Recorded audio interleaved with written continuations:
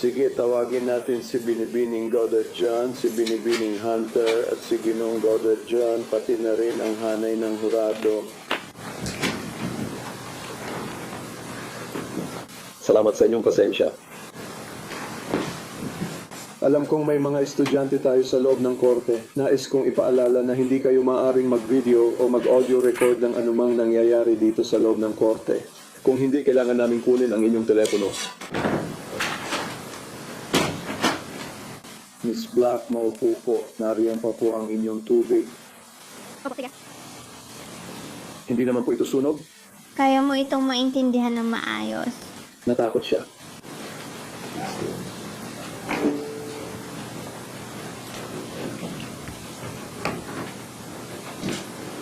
Walang may hawak ng mikropono. Mabilis gumana ito. Okay. Okay lang kung gusto mong hawakan ng mga footage. At gagawa ka ng 2 sapatos.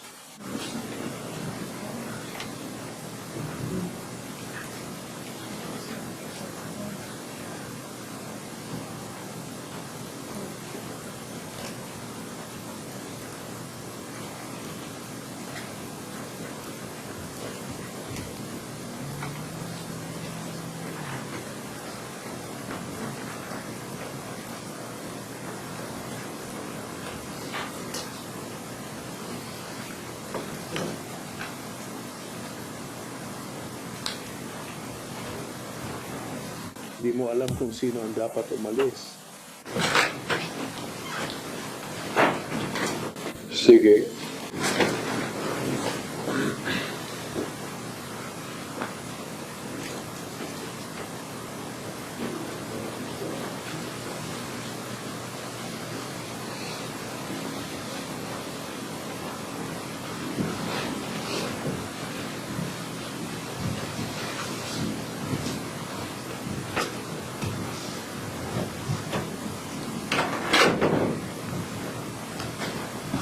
Maupo ka na. Salamat.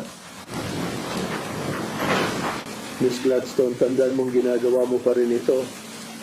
Ginong Berry. Salamat po, Kong. Gypsy, ilang border na ang nagkaroon ka bago si Nick? Wala. Ngayon, gusto ko nang simulan pag-usapan ang Hunyo ng 2015. Nabanggit mong minsan mong naisip patayin ang iyong ina. Opo, sir. Yun lang ba ang tanging plano mo kung paano ka makakaalis sa sitwasyon mo? Bukod sa pagtakas, yun lang ang plano.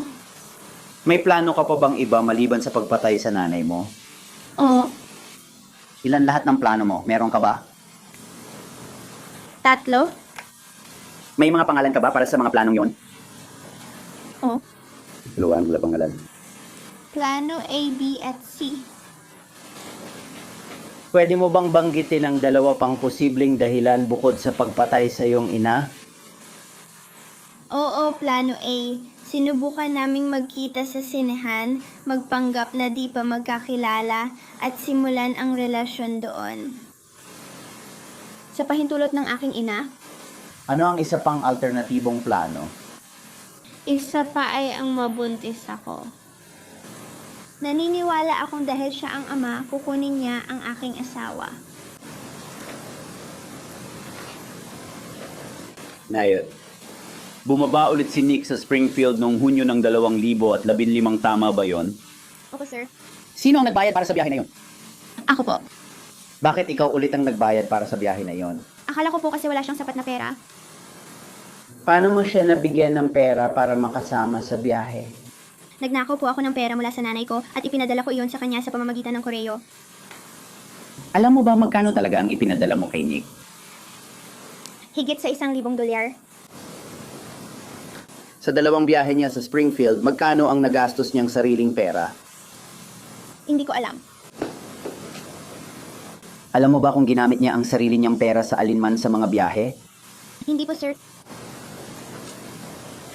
Kailan siya dumating sa pangalawang biyahe? Opo. Kailan yun? Naniniwala akong Hunyo 8, 2015 iyon. Gaano katagal siya nanatili ngayon?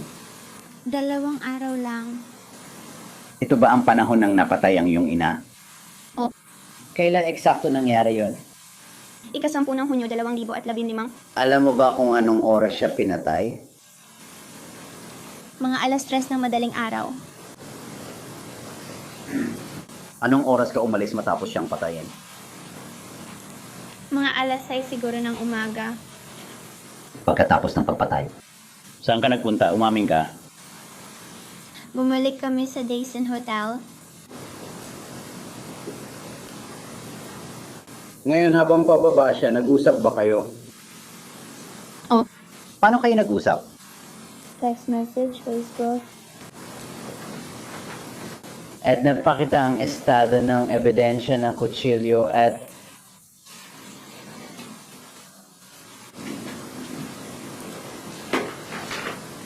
Naniniwala ako. Ito ay exhibit ng estado, 145. Meron bang kutsilyo si Nick na ginamit sa pagpatay? Ako ang nagbigay ng kutsilyo. Saan mo nakuha ang kutsilyo? Ninakaw ko ito mula sa Walmart. Bakit mo ito ninakaw sa Walmart? Dahil wala akong nakita na kutsilyo, sapat na yon para sa amin sa bahay. May ilang guwantes ring isinama bilang ebidensya. Oh, Saan nakuha ni Nick ang mga guwantes? ako ang nagbigay ng mayon? And saan mo nakuha ang mga guwantes? Nasa bahay na ba natin sila? Paano nalaman ni Nick ang eksaktong oras ng krimen? Noong umagang yon? Sinabi ko sa kanya, Sino ang nagplano ng pagpatay na ito? ako ang gumawa.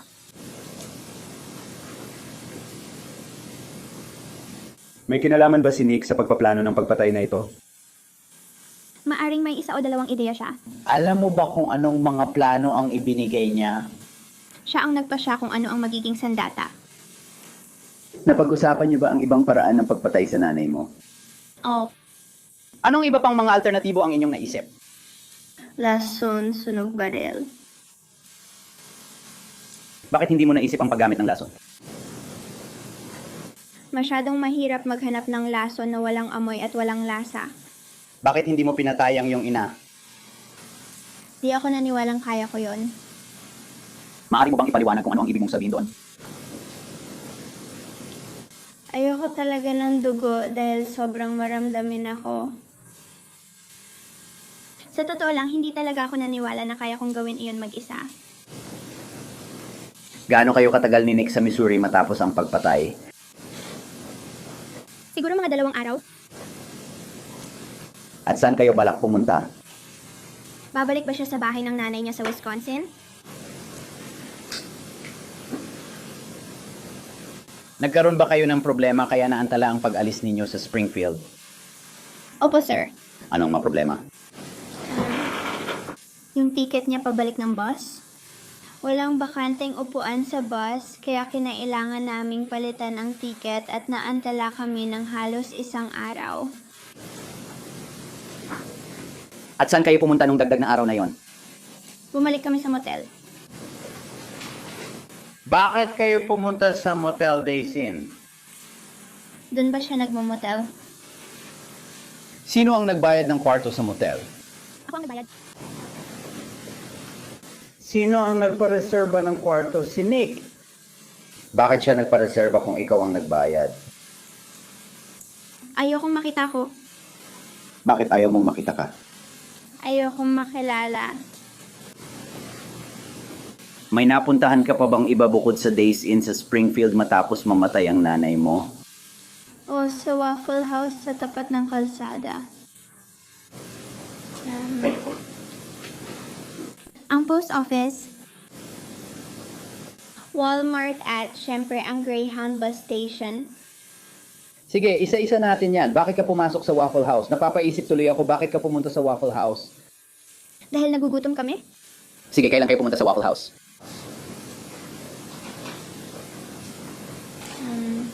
Sa tingin ko umaga ng 12 yon.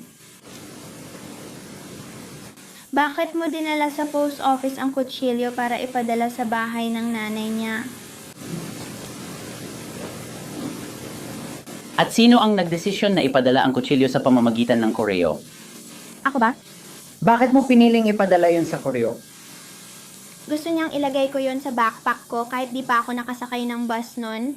Naisip ko na walang ibang paraan para madala iyon ng di nahahalata kaya pinili kong ipadala sa koreo. Laging nagpapadala ng kutsilyo ang mga tao sa koreo at bumibili rin ng kutsilyo online. Walang makakaalam ng pinagkaiba. Yung return address sa package, ano yun, akin ba? Tapos, pinadala yun sa bahay niya sa Wisconsin. Opo, sir. Bakit ka pumunta sa Walmart? Kailangan pa namin ng ilang dagdag na bagay. Pumasok ka ba sa Walmart? Hindi po, sir. Bakit hindi? Naghintay ako sa labas kasama ang mga bagahe. Pumasok ka ba sa post office? Oh, Alam mo ba anong petsa ka dumating sa Wisconsin? naniniwala akong gabi ng ika-13 iyon. May kasama ba siyang pamilya sa bahay? Kilala mo ba pamilya niya? Ang kanyang ina, amayin at nakababatang kapatid na lalaki. Gaano ka katagal sa bahay? Pwede mo bang sabihin sa kampo ng pulis? 2 araw. Ano ang mga plano mo sa susunod? Ano ang balak mong gawin?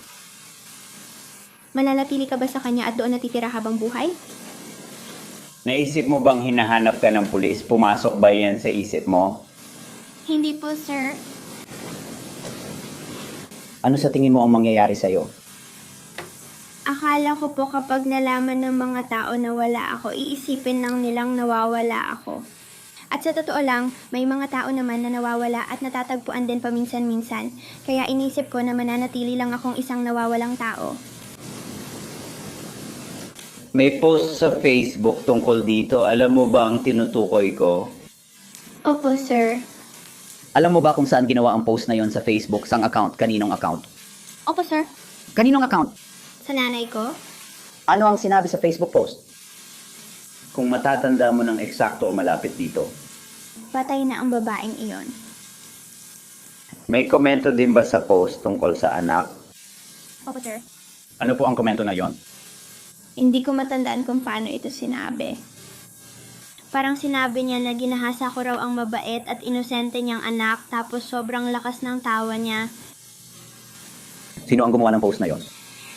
Ako ba? Ikaw ba ang nag-post nun? Nagkunwari ka bang iba?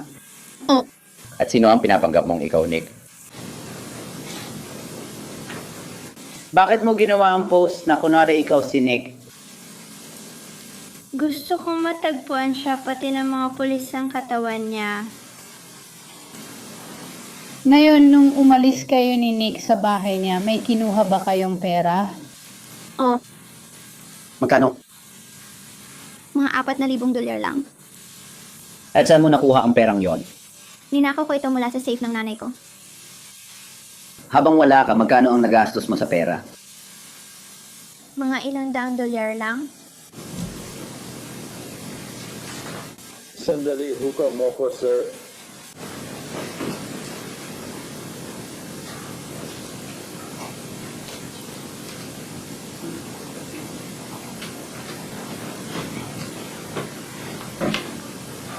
Gypsy, may tanong pa ako. May kotse ba ang nanay mo? Opo, sir. Anong klaseng kotse? Hindi ko maalala tawag doon. Maliit na Nissan Cube yata. Sige. Bakit mo kinuha ang Nissan Cube? Hindi ako marunong magmaneho. May lisensya ka ba sa pagmamaneho? Wala po, sir. May lisensya ba sa pagmamaneho si Nick? Oo, sa tingin ko po. Yan lang po ang mga tanong ko bilang iba't ibang hukom. Salamat po.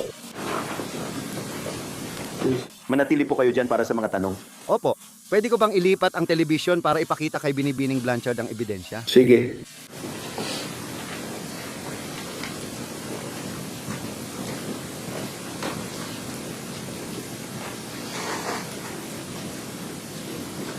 Siguraduhin makita mo ito, Binibining Blanchard.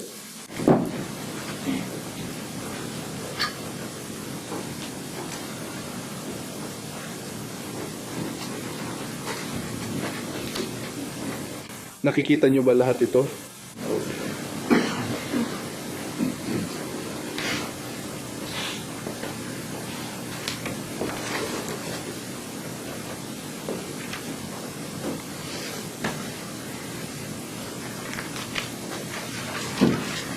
Binibining Blanchard, nag-usap na tayo dati. Opo, sir. Magtatanong ako ng ilan. Sir. Natanong ka ng konti tungkol sa panahon ng relasyon mo sa mga alter ego na ikaw at ang akusado ang nag-isip. Naalala mo ba yon? Opo, sir. Ang akusado ang unang nagpakilala sa'yo sa ideya ng mga alter ego. Opo, sir. Siya ang unang nagsabi sa'yo tungkol sa alter ego niyang si Victor. Tinawag ka? Opo, sir. Si Victor ay isang 500 taong gulang na vampira. Opo, sir. At nagpasya kayong gumawa ng inyong mga alter ego para lang mapasaya siya. Opo, sir. At bilang bahagi rin ng pantasyang ito, nagsimula rin kayong ituring ang sarili ninyo bilang amo at alipin. Tama ba? Sir, at ang nasasakdal ang naging amo, O, sir. at ikaw ang alipin, O, sir. isang beses ipinadala niya sa iyo yung parang resibo ng bentahan o papeles ng pagmamay-ari. Naalala mo ba yon? Opo, sir. Ibig sabihin ba ng mga papeles na pagmamay-ari ka ng akusado? Opo, sir. At tinanong ka rin tungkol sa mga video na ipinapadala ninyong dalawa ng akusado sa isa't isa. Naalala mo ba yon? Opo, sir. At sa karamihan ng mga video na ipinapadala mo, ang akusado mismo ang nagpapadala sa iyo ng script bago mo ito gawin. Tama ba? Opo, sir. At ang script na yon ang nagbibigay ng mga tagubilin sa iyo kung ano ang gagawin mo sa mga video. Opo, sir. At hindi laging gusto mong gawin ang mga yon. Tama? Tama po yun? Pero ginawa mo pa rin ang mga yon. Opo, sir. Dahil sinabi ng akusado na gawin mo. Opo, sir. Tapos, sa isang punto rin, sinabi rin sa'yo ng akusado tungkol sa rape fantasy. Naalala mo yon? Opo, sir.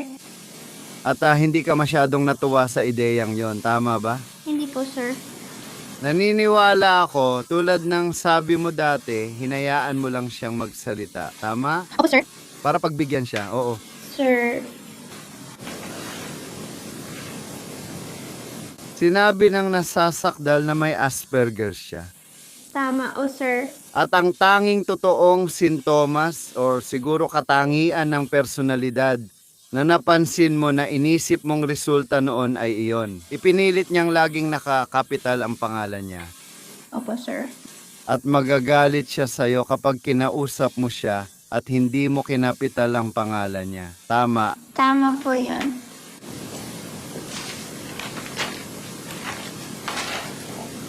Bago. Unang beses niyong napag-usapan ng akusado ang pagpatay sa iyong ina, mga 1 taon bago ito nangyari. Tama? Opo, sir. Bago pa yon, napag-isipan mo na ito dati bilang ideya lang. Tama ba? Opo, sir. Pero nang kasama mo na si akusado, dun mo na talaga ito laging iniisip. Tama po yun. At yun ay dahil ipinakilala ka ng akusado sa ilang madidilim na pantasya. Tama? Tama po yun. Naramdaman mong dahil sa pagsasama mo sa akusado at sa madidilim na pantasya, natulungan kang mailabas yon sa sarili mo. Opo, sir. Umabot pa sa punto na inamin ng akusado sa'yo na siya ay mamamatay tao sa ibang buhay. Opo, sir. At bilang isang mamamatay tao, kaya kanyang protektahan o alagaan. Tama? Opo, sir. Ikaw ang nagbigay ng alternatibo. Naniniwala ako na 3 plano yon, tama? Plano A, B at C, tama? Opo, sir. At ang desisyon na patayin ng nanay mo ay palaging huling opsyon. Tama ba? Opo, sir. Pero ang pagpatay ay tinukoy bilang plan B, tama ba? Opo, sir. Kaya parang medyo magulo ang pagkakasunod ng A, B at C. Na tama yan, tama, sige. Kaya ang A ay subukang mapalapit si mama kay akusado ng tama Tama yan. at pagkatapos ang C ay subukang mabuntis ka. Opo, sir. At napag-usapan mo ang mga alternatibong plano kasama ang akusado, tama? Opo. Sir, at tinalakay ninyo na ang pagpatay sa iyong ina ay magiging huling opsyon. Tinalakay mo ang bagay na yon kasama ang akusado. Opo, sir. Dahil pareho ninyong alam na seryoso ang bagay na yon. Opo, sir. Alam din ito ng akusado. Opo. At least sinabi niya yon sa'yo Opo. tungkol sa sinehan. Narinig namin na hindi maganda ang nangyari, tama ba? Tama po yun. Sa madaling sabi, akala ng nanay mo na ang 26 anyos na lalaking nanonood ng Disney movie mag-isa ay medyo nakakatakot. Okay. Kaya hindi naging maganda ang plano na yon. At nung dumating na sa pagbubuntis na siguro ay plan C na, hindi na talaga gusto ng akusado na ituloy ang planong yon. Tama ba? Gusto niya sana pero hindi pumayag ang nanay niya. Kaya't sinabi niya sa'yo, ipinaabot niya sa'yo na hindi niya magagawa ang plan C. Tama. Pero ilang linggo bago ang pagpatay, parang sinasabi mo pa rin sa kanya, uy, pwede bang maghintay muna tayo at subukang magbuntis? Naalala mo ba yon? Oh. Hindi ka sinagot ng akusado tungkol doon. Naalala mo ba? Hindi niya ako sinagot tungkol doon. Hindi niya sinabi na subukan muna bago gawing huling option ang pagpatay kay nanay. Wala siyang binanggit na ganon. Oh. Sir,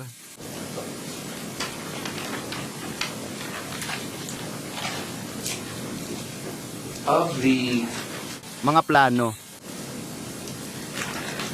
Binanggit mo na kung paano magaganap ang pagpatay, yun ay nakadepende lahat sa akusado.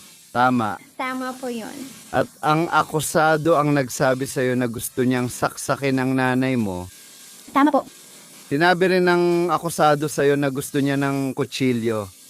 Opo. At inisip niya na mas madali para sa'yo na kumuha ng kutsilyo dahil maaari mo itong nakawin dahil nasa wheelchair ka. Tama. Tama. At alam mo na nag-research ng mga kutsilyo online ang akusado. Tama ba? Nung una, gusto pa niyang kumuha ka ng malaking kutsilyong parang machete. Oh. Pero naisip mo na hindi mo talaga gagawin yon. Mas mahirap sigurong ilabas yon sa Walmart, tama? Tama po yan. Kaya kahit gusto niya ng malaking machete, nakita mo lang talaga yung kutsilyo na sa tingin mo ay kaya mong ilabas mula sa Walmart. Opo, sir. Pagkatapos pinikturan mo yung kutsilyo na yon. Opo, sir. Ipinadala mo yon sa akusado para masigurong aprobado niya ang kutsilyo. Tama po yan. At ginawa niya. Sa huli, Oh. pero bukod sa kutsilyo, ang akusado, dahil siya ang nag-isip kung paano papatayin ang nanay mo. Gusto rin niya ng tape at taser, tama ba? Oh. At gusto niyang ikaw ang kumuha ng mga bagay na yon para sa kanya. Oh.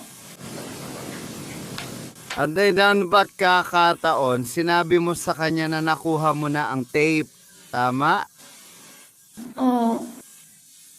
Pero nagsorry ka sa kanya na di mo nakuha ang taser. Opo, sir. At para sa kanya, ang tape ay para mapatahimik niya ang iyong nanay.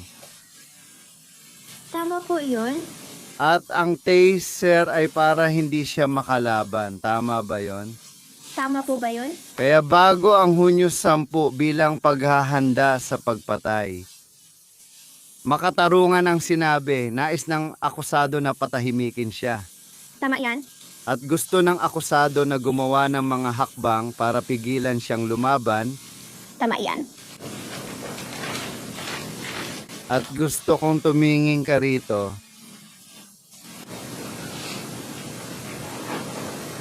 Kaunting tungkol sa plano mo pagkatapos.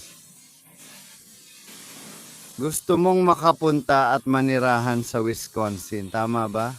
Opo, sir. Pero hindi ka naman talaga sabik na pumunta sa Waukesha County o Big Bend kung saan siya nakatira, tama ba? Hindi ko po maalala. Naalala mo dito, papakita ko. Kaya makikita mo nasa balon ka o pareho, hanapin mo yung kulay rosas na may nakasulat na gypsy. Ganito ang itsura. Parang naisip mong pumunta sa Milwaukee dahil baka mas kaakit-akit ang malaking lungsod. Tama ba? O, tama yun. At Ang nasasakdal mismo ang nagsabi sa'yo, hindi, mas gusto kong dito tayo tumira sa Waukesha. Makikita mo sa kaliwa, asul ang text at may salitang nasasakdal sa itaas. Ginoo. Matapos niyang talunin ang Milwaukee, sinabi mong pwede na tayong maghanap ng apartment sa Waukesha, tama? Opo, Ginoo. At pagkatapos, pagdating sa pera, makikita mo dito sa usapan nung Mayo 30 na tinext mo siya na sa $5,000 na meron ako. Ayos na tayo. Sabi niya, magandang ideya, di ba? Opo, sir. Nung panahong iyon, akala mo tatagal ang $5,000, di ba? Opo, sir. At nung sinabi mong $5,000 ang meron ka at sumagot siya doon sa kaliwa, mahal, alam ko, pero ang ibig mong sabihin ay ang 5,000 natin, nakikita mo ba yon? Opo, sir. Gusto niyang malinaw na hindi lang yon pera mo, kundi pera ninyong dalawa. Tama ba? Opo, sir. Tapos nagkaroon kayo ng ilang mga mensahe habang sumasakay ang akusado ng taxi mula sa Days Inn papunta sa bahay mo. Tama? Opo, sir. Dire-diretso yung mga text hanggang sa pintuan siya nakarating. Tama? Opo, sir. At bago siya makarating sa bahay mo, gusto niyang siguraduhin na suot mo ang damit na gusto niya. Naalala mo ba yon? Opo, sir. At kung titingnan mo dyan sa kanan mo, pumayag ka doon at medyo mas maaga pa yon sa gabi. Ibig mong sabihin, mga 2:00 o 3:00 ng hapon namatay ang nanay mo, tama? Opo, sir. At ang ibig kong sabihin? Nang umaga ng ika-10. Opo, sir. Kaya ilang oras bago ito, mga 9:00 ng ika-9. At sinabi niya na inaasahan niyang magmukha kang tulad ng dapat na babae niya at iminungkahi niya. Walang nail polish, tama? Opo, sir. At naaalala mo ba, sinabi mo talaga sa kanya na wala kang pulang nail polish? Opo, sir. Naalala ko.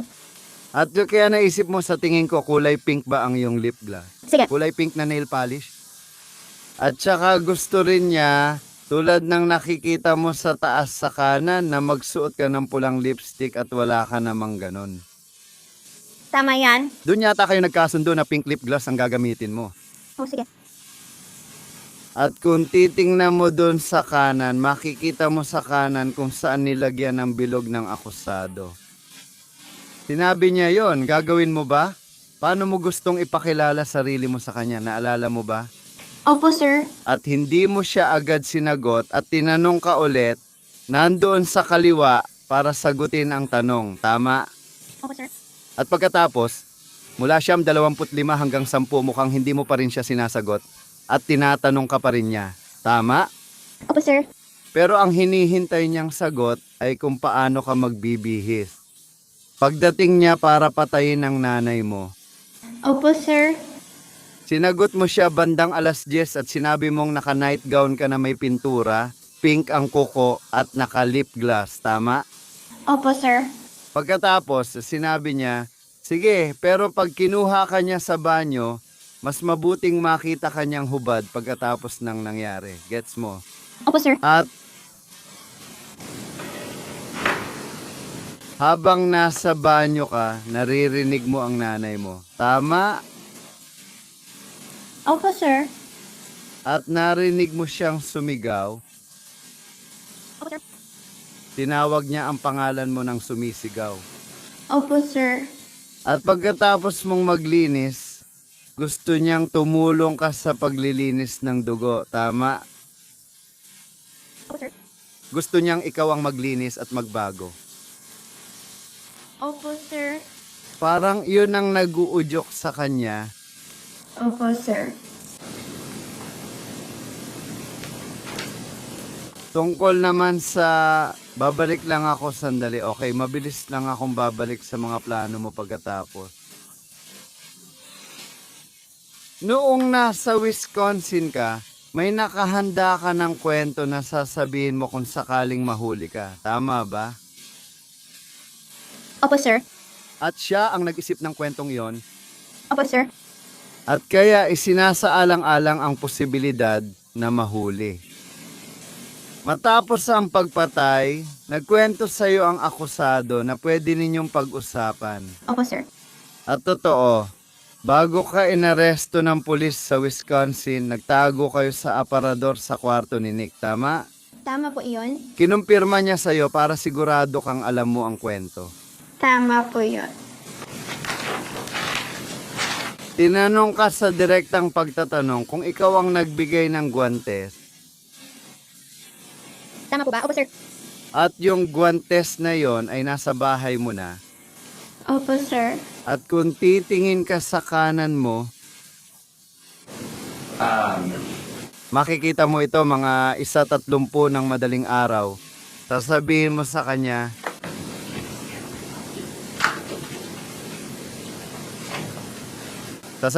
baka hindi mo na kailangang isuot ang guwantes kasi ilulubog natin ito para hindi na matagpuan. Ang tinutukoy mo ay ang kutsilyo. Tama? Opo, sir. At kung titingnan mo sa kanan, sinabi ng akusado sa'yo na isuot pa rin niya at aalisin ang guwantes. Tama ba? Opo, sir. Kahit sinabi mong baka di na niya kailangan yon. Opo, sir.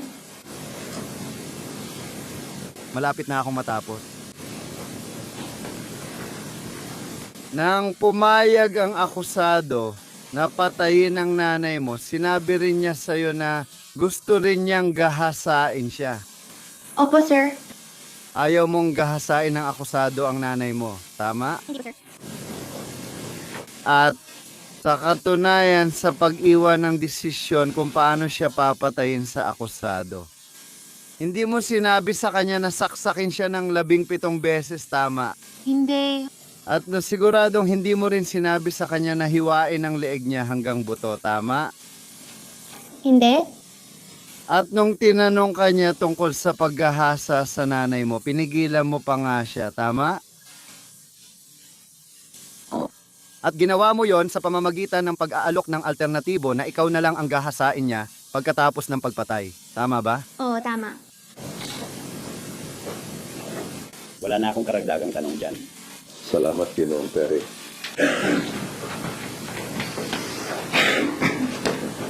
May nangyaring panggagahasa sa iyo, kailangan mo ng tubig o Perry, mas mabuting magtanong agad. Salamat.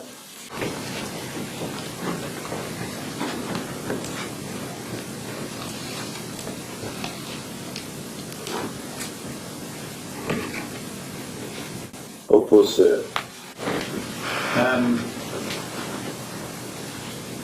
May nangyari bang panggagasa sa'yo si Nick? Hindi po. At nung nagtalik kayo pagkatapos ng pagpatay sa nanay mo, pumayag ka ba doon? May pahintulot ba noong umpisa? Oo. Anong ibig mong sabihin? Legal ba itong nagsimula? Sinabi ko sa kanya na tumigil pero hindi siya sumunod. Pumayag kang makipagtalik na may pahintulot? Oh. Wanggayon sinabi ng tagausig na tinanong ka tungkol sa kwentong ito na isang kasinungalingan, syempre tungkol sa kung ano ang sasabihin mo sa mga pulis kapag nahuli ka. Tama. Tama yon? At sa tingin ko ay nagpatotoo ka na si Nick ang nag-imbento ng kwentong iyon. Tama yon. Hindi ba totoo na pareho kayong tumutol sa pag-alis hukom na impeach niya ang saksi? Ako, may babanggitin ka ba? Oo. Pwede mo bang sabihin ang pahina? Nandito ka ba? Oo. Kukunin ko yan. Ang iyong sagot niyan. Pwede ko ring linawin kung kailan ako na-impeach. Hindi ko maalala yon, hukom. Mari ko bang ipakita sa kanya ang deposition? Tingnan kung ikaw ay nabigyan ng hustisya. Yun ba ang layunin? Oh. Oo, sabihan mo ako kung anong pahina pupuntahan. Gibson, nasa pahina 79 na ako. Pakibuksan sa Pilipitumput Siyam. Basahin mo na lang ito sa sarili mo. Huwag mo nang basahin ng malakas.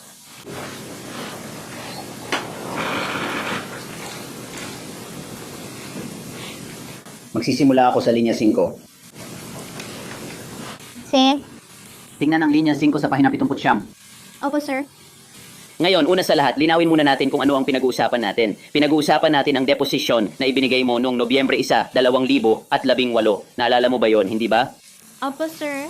Ang tanong sa linya 5 ay tanong.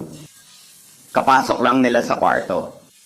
Nakikita mo ba yung tanong na yon? Opo, sir. Medyo mahaba-haba ang sagot mo dyan. Pwede mo bang basahin ng buo ang sagot mo? Opo, sir.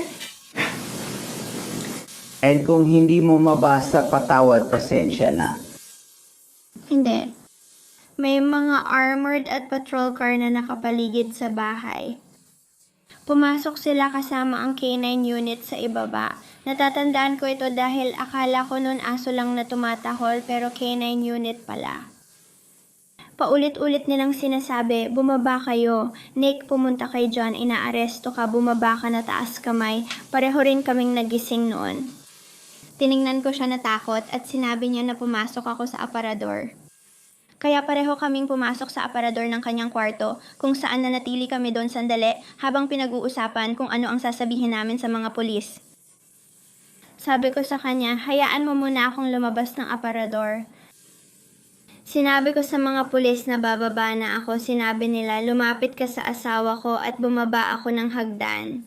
Hinuli nila ako, nilagyan ng posas, hinila palabas ng bakuran, at tinanong kung may armas ba siya.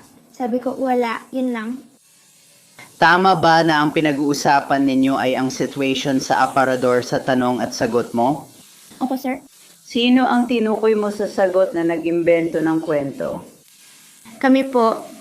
At yun ang totoo, hindi ba? Oo. Ito ay isang bagay na napag-usapan ninyong dalawa. Oh. Siya lang ba? Hindi kaming dalawa yun. Ngayon ang petsa na.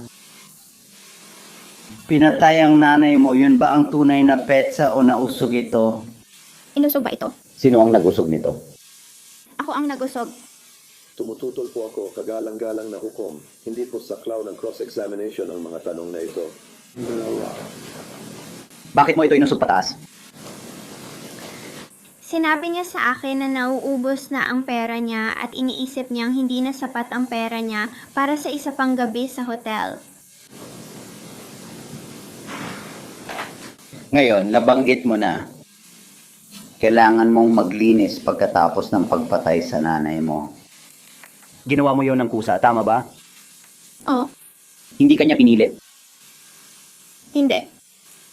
Anong ginagawa mo habang pinapatay ang nanay mo? Naupo ako sa sahig ng banyo, tinatakpan ng tainga ko ng mga kamay. At paano mo nalaman na tapos na? Meron kaming code na napagkasunduan naming gamitin. Napagkasunduan niyo ba ang code na ito? Ano ang code? Naniniwala akong 3 katok at 2 kalmot iyon sa pinto. Bakit mo kailangan ng code? Paano ko malalaman kung kailan lalabas ng banyo? May alala ka ba sa mga posibleng mangyari? Oo. Ano ang mga alalahanin mo? Natakot ako na baka saktan siya ng nanay ko. Ngayon, Bakit mo binili ang kutsilyo sa Walmart? Ninakaw ko ito, hindi binili. Bakit mo kinuha ang kutsilyo? Paano yon? Hiniling niya sa akin. Ano ang tingin mo? Ano mangyayari sa kutsilyong yon? Ipampapatay niya sa nanay ko yun. alam mo na yon nung kinuha at ninakaw mo, di ba?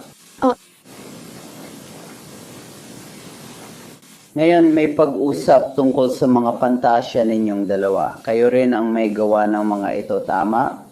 Opo, sir. Sama-sama. Opo, sir. Palagi nyo bang ginagawa ito? Opo. And pumayag ka ng kusa na gawin ang mga video na ito. Opo. Ikaw rin ang sumulat ng ilang liham at kwento tungkol sa sex, tama ba? Opo? Isinulat para sa kanya. Oo. And itong pagtukoy sa kasunduang ito na ikaw ay magiging master at slave, ito ay isang bagay na ginawa ninyong dalawa ng magkasama. Tututol ako. Ang tanong na ito ay nagpapahiwatig at saksi ang akusado. Maliwanag ang mga patakaran dito. Ito ay aming saksi, kagalang-galang. Gusto ko lang baguhin ang pagkakatanong. Kanino galing ang ideya na magkaroon ng ganitong master-slave na bagay? Kay Nick yun? At pumayag ka ba dito ng kusa? Nagkaroon ka ba ng problema dito?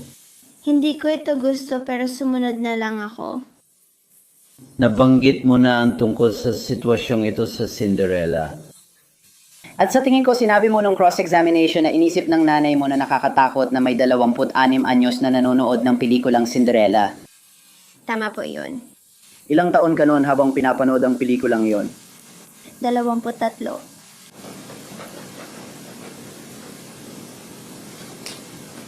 Yun lang ang tanong. Walang hukom. Gusto ko sanang magtala bago matapos pero kung may follow-up ang estado, bibigyan ka namin ng chance pagkatapos. Sige.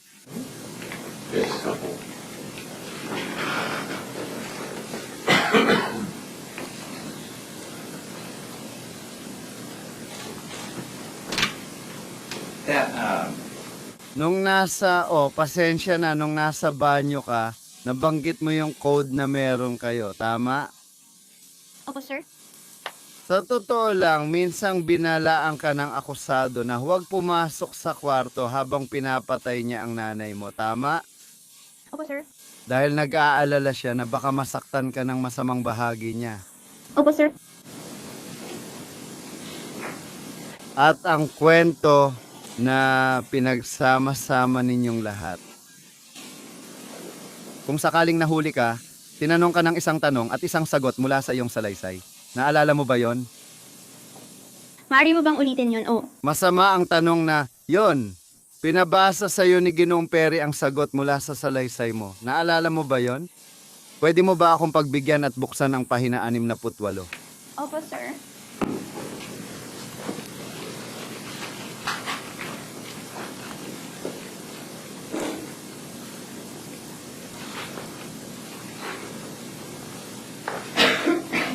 Nandiyan ka na ba? Opo.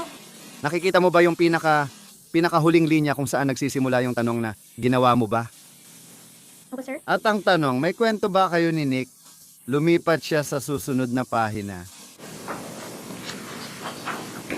Na pinagsama-sama ninyong dalawa na kung sakaling mahuli kayo, may isang kwento kayong sasabihin. Nakikita mo yung tanong na yan? Opo, sir. At ano ang naging sagot mo? Opo, sir.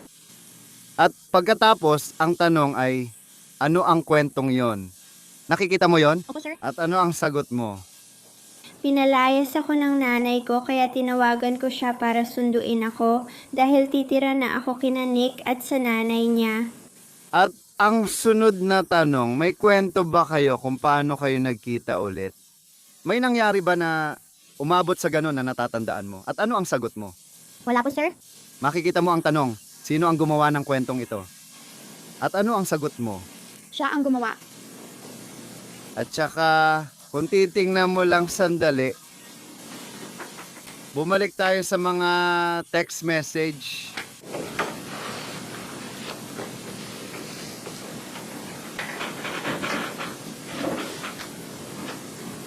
Nakikita mo ba yun, miss? Oh. Sir, At doon sa kaliwa, mukhang naganap ang pag-uusap na ito noong Hunyo 8 bandang 1, 23 NG. Tama ba? Opo, sir. Tinanong mo siya kung okay lahat at nakuha na ba ang mga tiket. Tama? Opo, sir. Sinabi niya sa'yo, mahal, sundan mo na lang ang kwento na sinabi ko kina mama at stepdad. Nakikita mo ba? Opo, sir. At sumagot siya ulit, oo, mahal. Opo, sir. At pagkatapos, kung titingnan mo doon, tatanungin mo siya, pakiusap, ipaalam mo sa akin kung anong kwento. Opo, sir. Sabi niya, sasabihin ko sa'yo ng personal, mahal, para mas maipaliwanag ko. Nakikita mo ba yon? Opo, sir. At to, sabi mo, hindi na lang ako magsasalita sa kahit sino sa Facebook pagkatapos nun. Ang tinutukoy na kwento ay yung ikukwento mo kapag natawag ka. Opo, sir. Wala na pong tanong, salamat. Ilan lang naman ang lamang ko sa'yo. Sinabi niya sa'yo sa text na yon ang kwentong sinabi ko sa nanay ko, tama? Opo, sir. Balik ka sa pahina 69 kung saan ka nagbabasa kasama ang taga-usig. Basahin mo ang susunod na tanong. Sa palagay ko, nagtapos ang taga-usig sa PID 69 L13. Oo, kita mo ang tanong sa linya 14. Opo, sir. Babasahin ko ang tanong, maaari mong basahin ang sagot. Pero nagkasundo kayo na ito ang kwento na ikukwento ninyo sakaling kayo ay mahuli. Tama ba iyon? Ano ang sagot mo? Opo, sir. salamat. Hindi. Paumanhin, gusto ko munang magtala bago siya paalisin, hukom. Privado, Sa tingin ko, kailangan ganun talaga. pwede mo nang ibalik ang mikropono kung gusto mo. Sige na, pakiusap.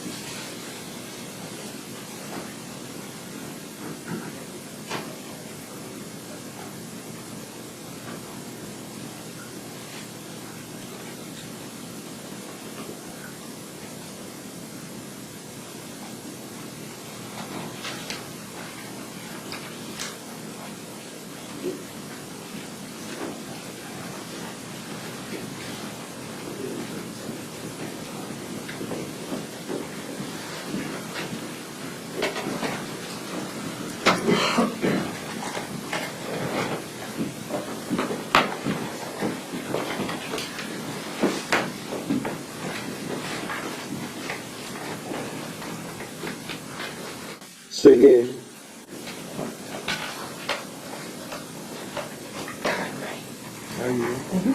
Pwede ka na bang umalis, Ginoong Perry? Siya ang pwedeng humusga. Oo, natutuwa akong makita ito. Mga ginang at ginoo, magandang oras na para magtanghalian. Paalala lang sa sinabi nung unang recess ng korte hanggang sa magretiro kayo para pag-isipan ang hatol. Hindi ninyo dapat pag-usapan ang kasong ito sa isa't isa o sa iba o hayaang may mag-usap tungkol dito sa inyong harapan. Hindi kayo dapat bumuo o magpahayag ng anumang opinyon tungkol sa kasong ito hanggang sa ito ay formal na ibigay sa inyo para pagdesisyonan. Huwag kayong magsagawa ng anumang pananaliksik o investigasyon sa sarili ninyong paraan tungkol sa anumang bagay na may kinalaman sa kasong ito o sa sinumang sangkot sa paglilitis. Huwag kayong makipag-usap sa iba tungkol sa kaso sa kahit anong paraan. Huwag kayong magbasa, manood o makinig sa dyaryo, radyo, internet o telebisyon na nag-uulat tungkol sa paglilitis. Mga alas 12:30 na ng tanghali, maaari ko kayong pababain sa ibaba ng 1:30. Sige, tumayo po kayo. Maaari mong sabihin. Nakita mo na ba yun dati?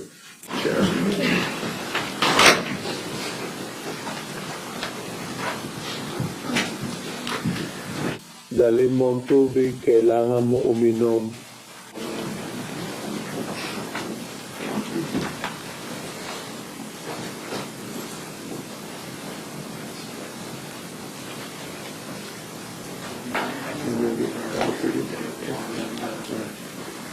Pag sumama ka kay Avery, babalik ka na ulit sa korte. Salamat. Sige. Ayos lang. At kaya siya pinalaya at maaari na siyang ibalik. Okay lang, may recess tayo hanggang 12:30 o 1:30. Ginong Perry, pwede mo bang gawin ang pamamahagi?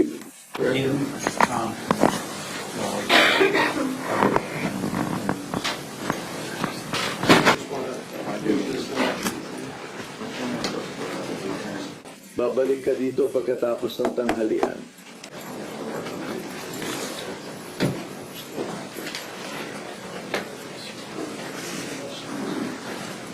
Hey, it's good seeing you.